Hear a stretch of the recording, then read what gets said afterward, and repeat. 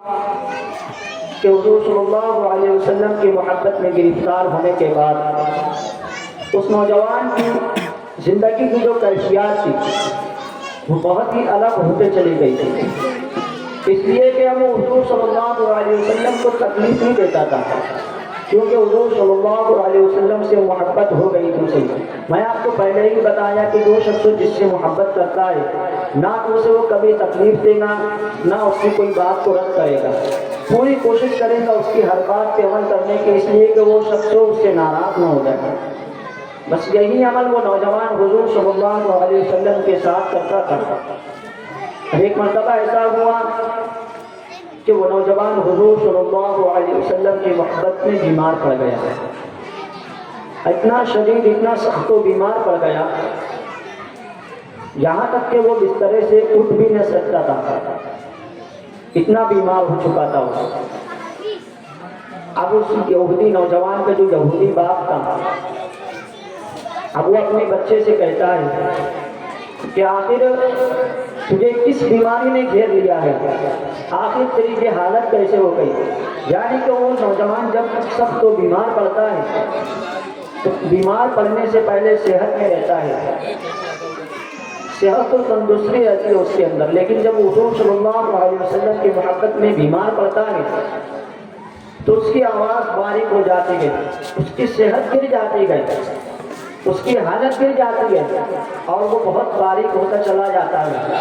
تو اس بنا پہ اس یہودی نوجوان کا باپ اس نوجوان سے کہتا ہے کہ بیٹا آخر تجھے کس بیماری نے گھیر لیا ہے، آخر تو کس وجہ سے بیمار پڑا ہے؟ تو نوجوان کہتا ہے کہ ابا حضور اگر آپ برا نہ مانیں تو میں آپ کو ایک بات کہتا ہوں، میں آپ کو ایک چیز بتاتا ہوں جس سے آپ ناراض مت ہوئیے گا۔ تو وہ باپ کہتا ہے کہ بیٹا آپ پہ میری جان قربان، لیکن وہ آپ بات بتاؤ۔ تو وہ نوجوان پھر کہنے لگتا ہے کہ دراصل بات یہ ہے کہ کچھ دنوں سے میں حضور صلی اللہ علیہ وسلم کی محبت میں گرفتار ہو گیا ہوں اور اسی محبت میں میں بیمار پڑا ہوں۔ اتنا جملہ کہنا تھا کہ اس کی روح کفن سے منصرف سے پرواز کر گئی، اس نوجوان کا انتقال ہو گیا۔ اب وہ یہودی نوجوان کا جو یہودی باپ تھا بہت رویا، بہت منت و سماجت کیا، کسی طریقے سے اس کو واپس زندگی مل جائے، لیکن آخر کار ہمت ہارنے کے بعد وہ یہودی باپ کچھ اپنے یہودی ساتھیوں کو لے کر یہودی قافلہ حضور صلی اللہ علیہ وسلم کے حجرے مبارکہ کی طرف چل پڑا۔ جب حضور صلی اللہ علیہ وسلم کے گھر مبارک کے پاس یہودیوں کا قافلہ آیا تو اس نوجوان کا جو یہودی باپ تھا حضور صلی اللہ علیہ وسلم کو آواز دیا، اے محمد عربی، معاذ اللہ، یہی جملہ وہ لوگ کہتے تھے، اے محمد عربی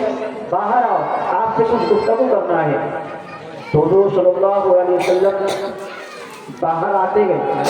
جب باہر تشریف لاتے ہیں تو اس شخص سے کہتے ہیں کہ بتائیے آخر کون سی بات ہے جو آپ کچھ ساتھیوں کو لے کر میرے گھر پر تشریف لائے؟ تو نوجوان کا یہودی باپ کہتا ہے کہ دراصل بات یہ ہے کہ میرا ایک نوجوان بیٹا ہے جو کچھ دنوں سے آپ کی محبت میں گرفتار ہوا اور اسی محبت میں وہ بیمار پڑ گیا اور آخر کار وہ اسی محبت میں دنیا سے رخصت ہو گیا۔ آپ مجھ پر اتنا کرم کیجیے کہ اس نوجوان کو واپس زندگی دلائیے، اس لیے کہ مجھے اس نوجوان سے بہت امیدیں باقی ہیں۔ اتنا سننے کے بعد حضور صلی اللہ علیہ وسلم اپنے چند صحابہ کرام کے ساتھ وہاں سے چل پڑتے ہیں۔ جب اس نوجوان کے پاس جاتے ہیں، اس نوجوان کے سرانے بیٹھتے ہیں تو اس نوجوان کا یہودی باپ اپنے بیٹے سے کہتا ہے کہ اے بیٹا اٹھو، محمد عربی آئے ہیں، اے بیٹا اٹھو، محمد عربی آئے ہیں، اس سے کچھ بات کرو۔ جب وہ اتنی آواز لگانے کے بعد اس نوجوان کے ہاتھ نہیں کھلی تو حضور صلی اللہ علیہ وسلم اپنا دست مبارک اس کے سر پر پھیرتے گئے۔ جو بھی اپنا دست مبارک اس نوجوان کے سر پر پھیرتے گئے تو ابھی روح کفن سے منصرف سے پرواز کرنے کے بعد آسمان تک بھی نہیں پہنچی تھی کہ حضور صلی اللہ علیہ وسلم کا ہاتھ پھیرنا تھا کہ اس کی روح واپس جاتی ہوئی واپس آ گیا۔ جب وہ نوجوان واپس زندہ ہوتا ہے تو حضور صلی اللہ علیہ وسلم سے کہتا ہے کہ یا رسول اللہ مجھ پر اتنا کرم کیجیے کہ کل قیامت کے دن آپ میری ضمانت دیجیے کہ آپ مجھے بخشوائیں گے، یعنی کہ میں دنیا میں جتنا بھی گناہ کیا، آپ کو جتنی بھی تکلیف کیا، ان سب کی بخشش آپ کرائیں گے، یہ جملہ آپ مجھ سے کہہ دیجیے۔ حضور صلی اللہ علیہ وسلم کا یہ جملہ کہنا تھا کہ وہ نوجوان کی آنکھیں نرم ہوتی، دل نرم پڑتا، آخر کار وہ نوجوان اپنے بستر عدالت سے اٹھ کر حضور صلی اللہ علیہ وسلم کے قدم مبارک میں گرتا اور حضور صلی اللہ علیہ وسلم سے دریافت کرتا کہ یا رسول اللہ زیادہ دیر نہ کیجیے، اب مجھے کلمہ طیبہ پڑھا کر دامن اسلام سے وابستہ کیجیے۔ حضور صلی اللہ علیہ وسلم اس نوجوان کو کلمہ پڑھاتے گئے۔ اب کلمہ پڑھانے کے بعد وہ نوجوان مسلمان ہو جاتا ہے، دائرے اسلام میں آ جاتا ہے، اور کچھ دیر کے بعد حقیقت میں اس کی روح کفن سے مسلی سے پرواز کر جاتی ہے۔ پھر حضور صلی اللہ علیہ وسلم اس یہودی باپ سے کہتے گئے کہ اب یہ جنازہ میرا جنازہ نہیں بلکہ یہ آپ کے گھر کا جنازہ ہے، آپ کے بیٹے کا جنازہ ہے، اور یہ آپ کے در سے اٹھنا چاہیے۔ تو یہودی باپ کہتا ہے کہ محمد عربی حقیقت میں تو یہ میرا بیٹا ہے، پر وہ تو کہا کہ آپ کا غلام، اس لیے کہ آپ نے اسے کلمہ پڑھا دیا، اب وہ ہو گیا مسلمان، اب جب مسلمان ہو گیا تو اس کا جنازہ آپ کے در مبارک سے اٹھنا چاہیے۔ اتنا سننا تھا، حضور صلی اللہ علیہ وسلم اپنے سب صحابیوں کو اجازت دیتے گئے کہ صحابہ کرام اس نوجوان کے جنازے کو اٹھائیے اور میرے حجرہ مبارک کے پاس لے چلیے۔ جب صحابہ کرام اس نوجوان کے جنازے کو حضور صلی اللہ علیہ وسلم کے حجرہ مبارکہ کے پاس لے جاتے ہیں، کچھ دیر کے بعد اس نوجوان کو غسل دیا جاتا ہے۔ اس کے بعد جب حضور صلی اللہ علیہ وسلم اپنے کاندھے مبارک پر اس نوجوان کے جنازے کو لے جاتے ہیں تو آسمانی فرشتوں کی اتنی بھیڑ ہوتی ہے کہ حضور صلی اللہ علیہ وسلم اپنا پورا قدم بھی نہیں رکھتے بلکہ اپنے پنجوں کے بل چلنے لگتے گئے۔ جب یہ ماجرا کچھ صحابہ کرام نے دیکھا تو حضور صلی اللہ علیہ وسلم سے سوال کیا کہ یا رسول اللہ آپ اپنا پورا پیر کیوں نہیں رکھ کر چلتے؟ تو حضور صلی اللہ علیہ وسلم نے فرمایا کہ صحابہ میرے پنجے کے بل چلنے کی وجہ یہ ہے کہ مدینہ کی گلیوں میں اس نوجوان کا جنازہ جب مدینہ کی گلیوں سے گزر رہا تھا تو آسمانی فرشتے اتنے ہجوم میں اس کے جنازے میں شریک ہوئے کہ مجھے مدینہ کی گلیوں میں پیر صحیح رکھنے کی جگہ نہیں مل رہی تھی کہ میں پورا پیر مبارک صحیح طریقے سے رکھ کر چل گیا۔ یہ ماجرا ہو گیا تو اس نوجوان کے جنازے کا۔ اب اس نوجوان کی تو قسمت کھل گئی، اس لیے کہ پہلے تو حضور صلی اللہ علیہ وسلم سے کلمہ مبارکہ پڑھا، اس کے بعد مسلمان ہوا، پھر حضور صلی اللہ علیہ وسلم کے ہاتھ مبارک سے اس کو غسل دیا گیا۔ حضور صلی اللہ علیہ وسلم اپنے ہاتھ مبارکہ سے اسے کفن پہنائے، حضور صلی اللہ علیہ وسلم اپنے ہاتھ مبارکہ سے اسے جنازے میں لٹائے، حضور صلی اللہ علیہ وسلم اپنے دست مبارکہ سے اپنے کاندھوں پہ اٹھائے، اچھن صحابیوں کے ساتھ اور آسمانی فرشتوں کی بہت ساری تعداد کے ساتھ اس نوجوان کا جنازہ شان سے مدینہ کی گلیوں سے جاتا ہے کہ یہودی جب دیکھتے ہیں تو حیران رہ جاتے ہیں کہ آخر یہ کون سے مسلمان کا جنازہ ہے جو اتنی تعداد میں لوگ اس کے جنازے میں شریک ہو رہے ہیں۔ تو کچھ صحابہ کرام ان کو جواب دیتے گئے، یعنی پورا واقعہ بتاتے گئے کہ یہ جو واقعہ ہوا، ایک یہودی نوجوان حضور صلی اللہ علیہ وسلم کی محبت میں مبتلا ہوا اور بیمار پڑا، پھر آگے جو بھی واقعہ رہتے ہیں بتا کر کہتے ہیں کہ مسلمان ہوا، اور مسلمان ہوتے ہی اس کی روح کفن سے مسلی سے پرواز کر گئی، اسی نوجوان کا جنازہ ہے۔ جب حضور صلی اللہ علیہ وسلم اس نوجوان کے جنازے کو مدینہ کے قبرستان میں لے جاتے گئے تو وہاں پر جب قبر میں اس نوجوان کے جنازے کو اتارتے گئے تو قبر میں حوران جنت پہلے ہی سے موجود رہتے گئے، اس لیے کہ یہ کوئی اور شخص کا جنازہ نہیں، یہ کوئی عام انسان کا جنازہ نہیں تھا، اس لیے کہ جنازے حضور صلی اللہ علیہ وسلم شریک تھے، اور حضران جنت اسی انتظار میں تھے کہ جو کہ حضور صلی اللہ علیہ وسلم اس نوجوان کو قبر مبارک میں اتاریں گے، اور اس سے جو بھی سوال و جواب ہوگا اس کے بعد ہم اسے جنت میں لے کر چلے جائیں گے۔ یہ واقعہ تھا۔ تو وہ نوجوان کو حضور صلی اللہ علیہ وسلم جو بھی جنت سے قبروں میں اتارتے گئے، تو اتارنے کے بعد حوران جنت کی اتنی تعداد تھی، وہاں پر اتنا ہجوم تھا قبر کے اندر،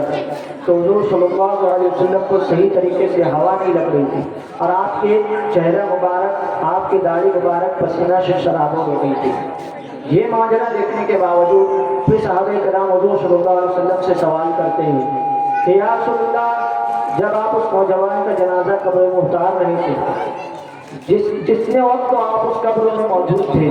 تو آپ پسینے میں شرابور ہو گئے تھے، وہاں تو اس نوجوان کے جنازے آپ کے علاوہ، ایک صحابہ کے علاوہ کوئی اور نہیں تھا، تو آخر اتنا پسینہ کس وجہ سے؟ پھر حضور صلی اللہ علیہ وسلم اس نوجوان صحابہ کرام سے کہتے گئے کہ دراصل یہ نوجوان کا جنازہ عام جنازہ نہیں تھا، اس لیے کہ یہ نوجوان پہلے یہودیوں میں رہتا تھا، اب بعد میں مسلمان ہوا، اور اس نوجوان کو جنازے میں میں شریک ہوا، بس اسی بنا پہ اللہ نے حوران جنت کو بھیجا کہ جنت کی حوریں اس نوجوان کو جنت میں لے کر چلے جائیں گی، بس اس حوران جنت کے ہجوم کی وجہ سے مجھے صحیح طریقے سے ہوا نہ ملی اور میں پسینے میں شرابور ہو گیا۔ یہاں تک اس نوجوان کا واقعہ ہے، لیکن اس کے بعد کچھ دن گزرتا ہے، کچھ دنوں کے بعد صحابہ کرام کے بعد نوجوان آتا ہے اور کہنے لگتا ہے تو حضور صلی اللہ علیہ وسلم کے ہاتھ پر جو میں نے کلمہ پڑھا تھا، اسی کلمہ پڑھنے کی بنا پہ آج میں جنت میں تشریف فرما ہوں، آج میں جنت میں ٹہل رہا ہوں، اس لیے کہ اب میں آپ کو بتاتا ہوا چلوں کہ یہ ہے حضور صلی اللہ علیہ وسلم کی محبت۔ اس لیے کہ آپ اگر کسی شخص سے محبت کریں گے، بہت کو آپ کو دنیا ہی تک ساتھ دے گا، لیکن حضور صلی اللہ علیہ وسلم کی محبت وہ محبت ہے کہ اگر آپ ایک مرتبہ اپنے دل میں حضور صلی اللہ علیہ وسلم کی محبت بٹھا لیں گے تو یہ محبت دنیا میں بھی کام آئیں گی، قبر میں بھی کام آئیں گی، حشر کے دن بھی کام آئیں گی، یہاں تک کہ یہ حضور صلی اللہ علیہ وسلم کی محبت ہمیں جنت میں لے کے جائے گی۔ تو ہم آج سے یہ عہد کرتے گئے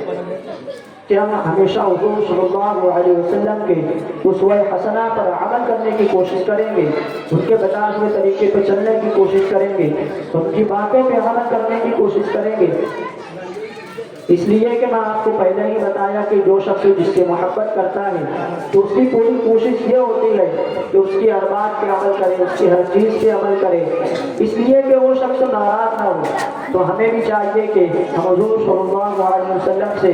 محبت کریں گے، اس کے اسوہ حسنہ پر عمل کرنے کی پوری کوشش کریں گے۔ اور ابھی تو فی الحال ماہ رمضان چل رہا ہے، تو ہمیں چاہیے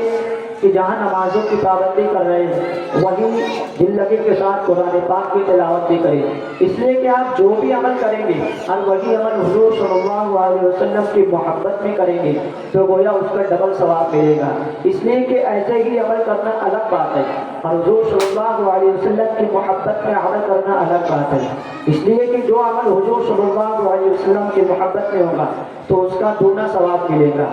اب میں آپ اپنی بات کو ختم کرتا ہوں اور اللہ تعالیٰ سے دعا کرتا ہوں کہ مولا تعالیٰ مجھے کہنے سننے میں جو بھی خطا غلطی ہو میں اللہ تعالیٰ کو گواہ بنا کر معافی مانگتا ہوں، استغفر اللہ ربی من کل ذنب واتوب الیہ، اور سامعین کے سننے میں جو بھی غلطی ہو میں ان سے بھی توبہ کرتا ہوں، استغفر اللہ ربی من کل ذنب واتوب الیہ۔ رب تعالیٰ سے دعا کرتا ہوں کہ ہم سب کو کہنے سننے سے زیادہ عمل کرنے کی توفیق عطا فرمائے اور اسے عام کرنے کی توفیق عطا فرمائے۔ وما علینا الا البلاغ۔ السلام علیکم ورحمۃ اللہ وبرکاتہ۔